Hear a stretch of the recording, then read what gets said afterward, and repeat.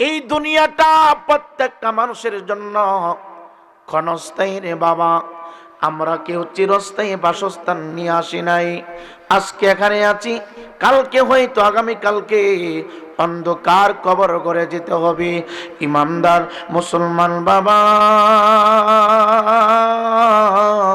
দুইটা পায়ে দুইটা হাত ধরে বলি রে বাবা, আমি আমির হোসেন রায়পুরি সময় সুযোগ যদি পাইতাম, অত্র অঞ্চলের ভিতরে যতটা ফ্যামিলি আছে প্রত্যেকটা মানুষের পা ধরে বলতাম, হাত ধরে বলতাম, বাবা আজকে রাস্তাঘাটে দাঁড়ায় থাকবা না, দোকানপাটে সময় নষ্ট করবা না।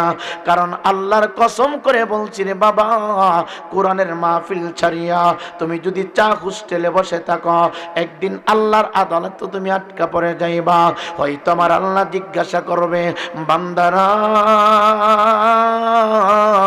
বনগাঁওয়ের ময়দানে আমার বান্দারা কোরআন থেকে কথা বলেছ, আমার বান্দারা আমার হাবিবের মহব্বতে হাদিস মুবারক পাঠ করেছিল, আমার বান্দার কথাগুলো তোমার কান পর্যন্ত পৌঁছানোর পরেও তুমি গুরুত্ব দিতে পারো নাই। চা হোস্টেলে সময় নষ্ট করেছ, ফেসবুকে সময় নষ্ট করেছ।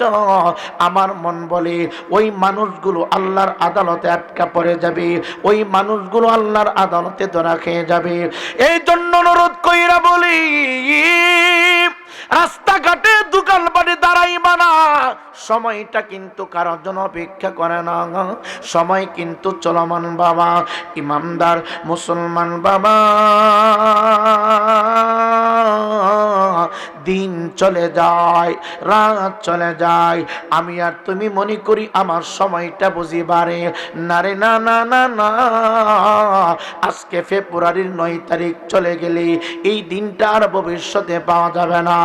আমরা ছিলাম আলমে বদনের ভিতরের যুবক, সমস্ত মানুষগুলো এক জায়গার ভিতরে ছিলাম। আলমে আরোহা থেকে আমরা চলে এসেছি বাবার পৃষ্ঠের ভিতরে। বাবার পৃষ্ঠ থেকে আমার আল্লাহ মায়া কইরা দয়া কইরা আলমে বদনের ভিতরে আমাদেরকে আল্লাহ পাঠিয়ে দিলেন।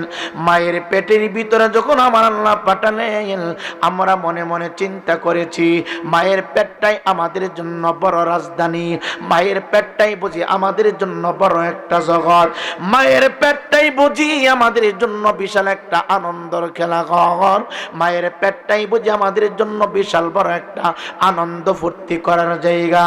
ইমানদার মুসলমান বাবারা, কেমনে বুঝাইলে তোমার দিলটা নরম হবে, কেমনে বুঝাইলে তুমি দোকানটা ছেড়ে দিবা, কোন ভাষা দিয়ে কথা বললে তুমি চা হোস্টেল ছেড়ে দিবা, কোন ভাষা দিয়ে কথা বললে তোমার অন্তরটা তুলার মতো নরম হয়ে যাবে। মায়ের পেটের ভিতরে যখন ছিলাম রে যুবক, মনে করেছিলাম মায়ের পেটটাই বুঝি বড় একটা চুনারগড় থানা, আমরা মনে করেছিলাম মায়ের পেটটাই বুঝি বড় একটা সিলেট বিভাগ, আমরা মনে করেছিলাম মায়ের পেটটাই বুঝি বড় একটা ঢাকা বিভাগ, আমরা মনে করেছিলাম মায়ের পেটটাই বুঝি গোটা বাংলাদেশ, আমরা মনে করেছিলাম মায়ের পেটটাই বুঝি গোটা পাকিস্তান, ইন্ডিয়া, আমরা মনে করেছিলাম মায়ের পেটটার ভিতরে বুঝি আমি থাকবো, রং তামাশা করব, আমি আর যাব না। কিন্তু সময় যখন ফুরায় গেল রে বাবা, মায়ের পেট থেকে আমাদেরকে বাহির করে দেওয়া হয়েছে। মায়ের বদন থেকে আমরা বর্তমানে আলমে দুনিয়া, বর্তমানে আমরা যেখানে আছি, যেই দেশের ভিতরে আছি রে বাবা, ওই দেশটার নাম হলো আলমে দুনিয়া। মনে রাখবেন যুবক ভাই, বিদ্যা বাবা, পাগলামি আর কয়দিন করবেন, আর কতভাবে সময় নষ্ট করবেন। আল্লাহর কসম কইরা বলি, আমি রায়পুরে চাইতে কত ভিআইপি বক্তা বাবা এই গোটা বাংলার জমিনে ওয়াজ করত, আজকে তাদেরকে খুঁজলে পাওয়া যায় না। যদি বলেন হুজুর তারা কোথায় চলে গেছে, এমন একটা জায়গার ভিতরে লুকাইছে, যেই জায়গায় চলে যাওয়ার পরে আর কোনোদিন বনগাঁওয়ে আসা যায় না। একটু আওয়াজ দেয়া বলেন না, ওই জায়গাটার নাম কি? জোরে বলেন না, নামটা কি? কবরে আযাব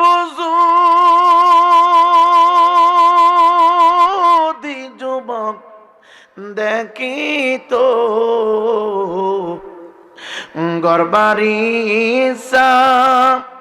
রিয়া পাগল হয়তো আমার মরণের কতদিন বাকি আমি জানিলাম না গো আল্লাহ মরণের কতদিন বাকি আমার জীবনের কতদিন বাকি আমি জানিলাম না গো আল্লাহ মরণের কতদিন বাকি আজরাইল আসিয়া বাইরে হস্তে দিবে রশি আজরাইল আসিয়া বাইরে পায়ে বাঁধবে রশি আজরাইল আসিয়া বাইরে হাতে বাঁধবে রশি তখন আমার